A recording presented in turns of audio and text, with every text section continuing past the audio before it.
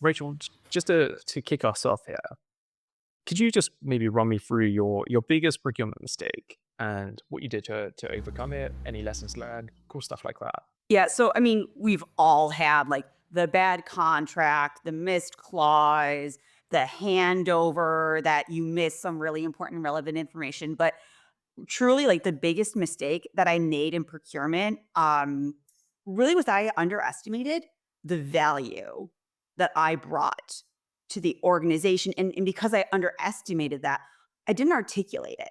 Right. So I was always like, taught like, oh, how much spend do you manage? What's the cost savings? Extending payment terms. That's all so basic. That's very basic baseline stuff. And the real value comes in being like the person that people invite to the conversation, the solution finder, the, bend over backwards and make magic happen. And I really didn't understand that until I became a manager and then tried to articulate the value that my team was bringing. And then I realized how much I undervalued myself and didn't articulate that early enough in my career. So that's the biggest mistake that I made and that I would have kind of gone back to and redone earlier in my career. Yeah, it's a good point. It's interesting. It took you to sort of elevate your position, go into that manager role. Then you've got all of those new responsibilities as a manager, and you suddenly like, oh, how do I talk about what we do to get my team, I guess, like get them probably engaged earlier, more involved. It's a really good observation. My assumption is, and I'm happy to be challenged on this, Rachel, especially by you here, is that uh, I'm always thinking like maybe like something there's got to be a weird ratio of like 80% of people don't go into managerial roles in procurement; they stay as sort of contributors, and that's where if you need to jump into that manager role to be able to perceive that, oh, that's what I do, what my team does, then we're going to have a bunch of people just not conveying the value of procurement very well at all. I don't know what your experience has been around that. Yeah, I think it's really interesting. And I'm also going to put a female spin on this is that Yeah, please quite do. often we're taught like, don't talk about yourself. Right? Like, and that's a very like that's I think men are taught that too, but women especially, like, don't talk about yourself. Like, right, that's rude.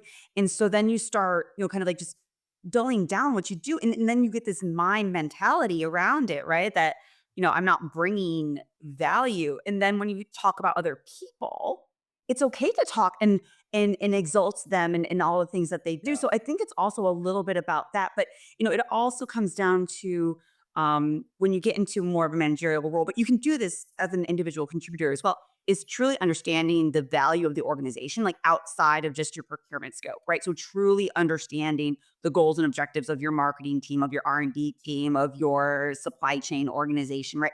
Then it's also easier to articulate, hey, I'm helping those people do this better, right? And so that's another asset, another facet of it. So. Do you have any sort of techniques for getting closer to those teams to understanding how they operate, how they think? And what I've seen over the years is often procurement set their own sort of goals over here on the left, and they box themselves in, and you say like, oh, how does that help with revenue, or selling this product line, or doing one of many other requirements, and it doesn't link to that. Like, do you have any tips there?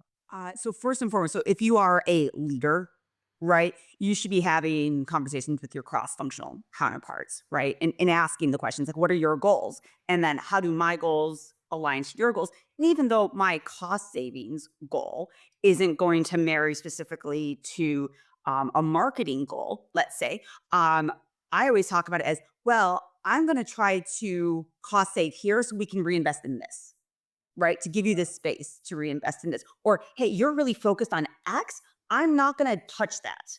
I'm going to make sure that, if you're looking at this brand new formulation, all right, I'm not going to go and tender out all the ingredients that you're looking to launch this new product with. I'll go focus over here instead, right? So it's really about that alignment to the greater goals.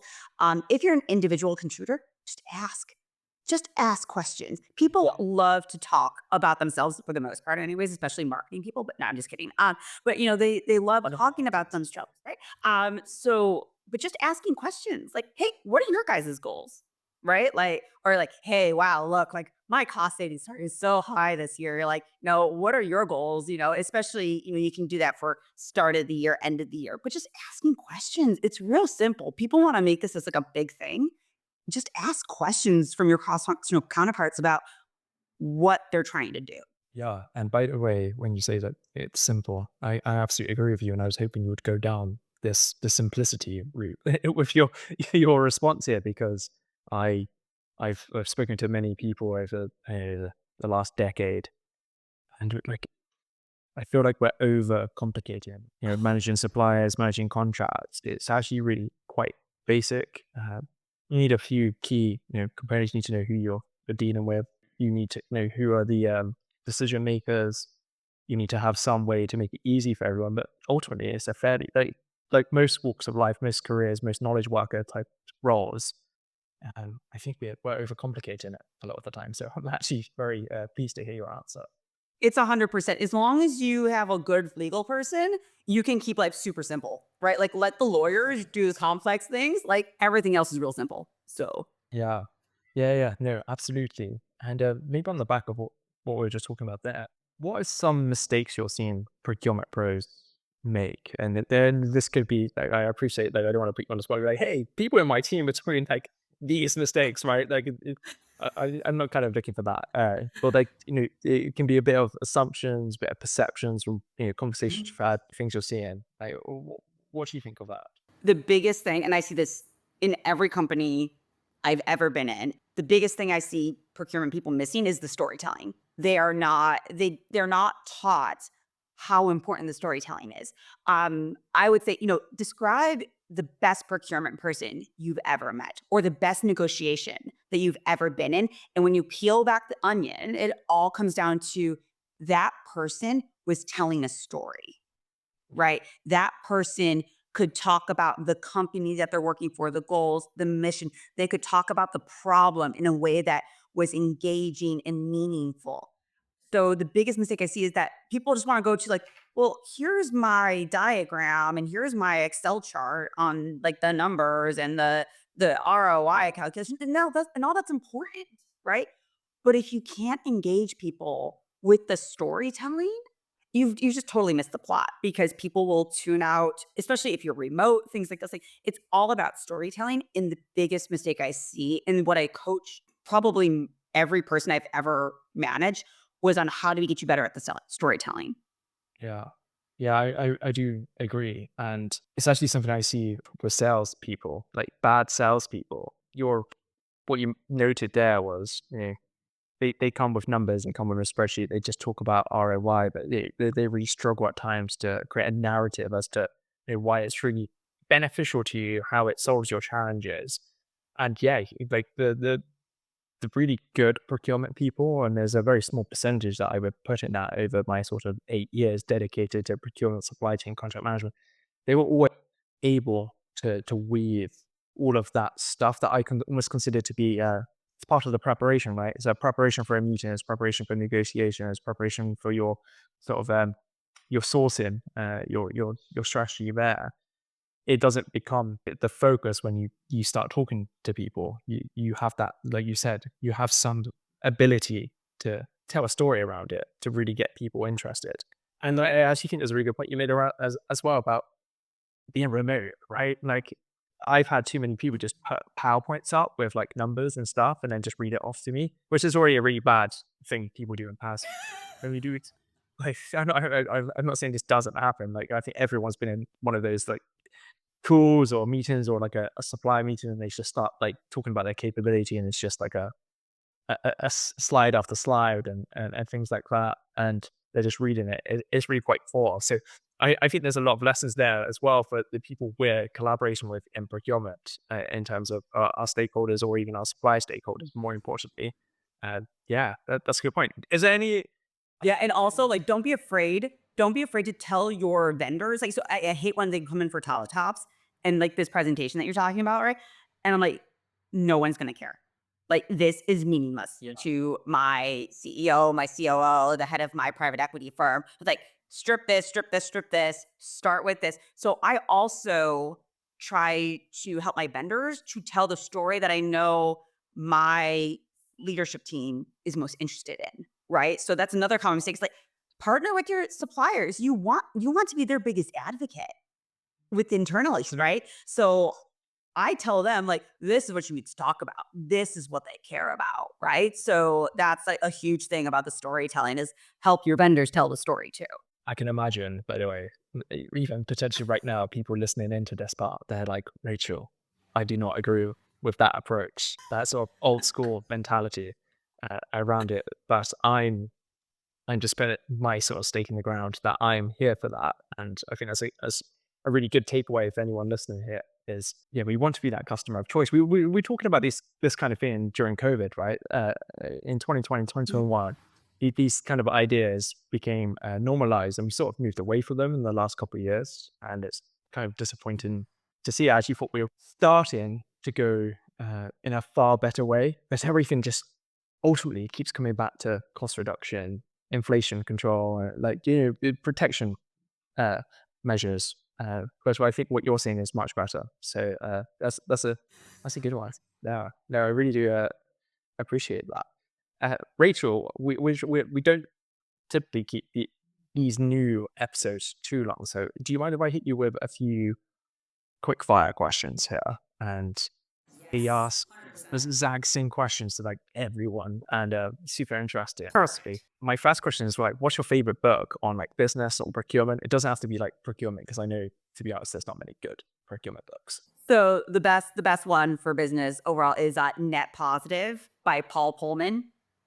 Good I about didn't know this one. business. No way. Yeah, Paul Pullman, great. Yeah, it's based on the Unilever story, but it's all has sustainability ties into value for business. Oh wow. Okay. Perfect. Yeah. We're going to include links to any resources that you mentioned here. So that's super useful. And what do you believe is the most crucial skill that any procurement pro should develop right now? Storytelling. Storytelling. Yeah, I like that. I thought I wanted to set you up again. As a prelude to the next question, do you go to many procurement conferences? No, actually, I go to conferences that have to do with the industry that I'm focused on. So this year I'm going to US Apple, which is about apple juice, ICBC, which is about citrus products. So no, I don't go to procurement conferences. I go to conferences for the industry. Yeah, and is that because your ultimate focus is serving the business as opposed to sort of serving some sort of procurement vision in that sense? Yeah, I work for a company. I don't work for a procurement company. Yeah, yeah, no, it's super interesting, and yeah, I've actually never gone to a procurement conference as a practitioner. I'd only recently Yeah. started going as soon as I got into the tech space, but before that, I would go to industry specific events, like you just said, and mainly in the defense space, which is bizarre, by the way, when go around talking about weapons and all sorts, like a puppet. Honestly, the most baffling thing I ever experienced. But yeah, Yeah, go get on. If you want procurement stuff, just go to LinkedIn. yeah, it's a good. You don't need to go to a conference. Yeah, yeah. No, yeah, no, I don't disagree with that. Absolutely. And what's the best piece of advice you've ever been given in your career to date? Working at Unilever, a gentleman who had worked at Unilever for a gajillion years. He was much older than me, and I was very upset about something. And that tells you a little insight into what he said to me. But I can't even tell you today what I was upset about, but I was desperately upset. And he said, "It's just soap." And I think we all forget that. So I say, "It's just soap" all the time. Although I make orange juice right now, but it's just soap. It's just soap. Yeah. Yeah, yeah. No, absolutely. I think it's almost having that slightly stoic view uh, and have that sort of realization that, yeah, you can't always control everything either, right? Control the controllables, all of that good stuff. So it's one of the same advice wise. So yeah, I like that. Just so I might, yeah. If I start saying that to people, they're going to have absolutely no context now. But yeah, absolutely, it makes so much sense. You have to say that, or she never gave it to me personally, but Gabrielle Union uh, always said, "Water and boundaries. Those two things are the most important thing to staying young." But I say that like all the time with regards to So your true. career. You will stay young in your career if you drink water and have boundaries. So Yeah. keep it basic, right? Keep it simple. Yeah, I absolutely love that. And actually, we're just on to the last question already, Rachel, which is this one, and it may tie back to your point around LinkedIn. But who are some thought leaders or people in business and procurement that you would highly recommend people go and have a conversation with? Maybe just follow them if it's on socials. Yeah, I love Sarah Scudder. She's one of my absolute favorites. She's a CMO actually, right? And up until gosh, what was it? Over a year ago now, like I wasn't really that active on LinkedIn. And she said to me, she's like, Rachel, your LinkedIn sucks. And you need to get more active. Yeah, she's just like, "This sucks, Rachel, like, get on there and, like, start posting," and, she has great content, but also just following her journey, and what she's been doing is phenomenal, and again, going back to the storytelling, she's really phenomenal at the storytelling aspect, so Sarah Scudder, hands down. Yeah, so it's a really, yeah, a great recommendation. I actually spoke to her a few months ago, and we've been checking in for, I don't know, maybe 5 years now. I can't recall, but she's a great storyteller, and she does actually. She's just got a new podcast, right, with Eloise Epstein. I haven't checked it out yet, but Yeah, it's fun, and they're very different, it's so awesome to see how, that's so you different. don't need so different, so different. Yeah, so it's great to see a compliments and thinking them as compliments rather than opposites, right? So it's really good. Yeah, yeah, no, and actually, that's just another good piece of advice that you've just got, as well as just so. Rachel, this has been an absolute pleasure. I've been wanting to talk to you sort of in person for ages. I really enjoyed your LinkedIn content and just getting to know you via that. So yeah, I appreciate you coming on today. No, thanks for having me. This has been super fun.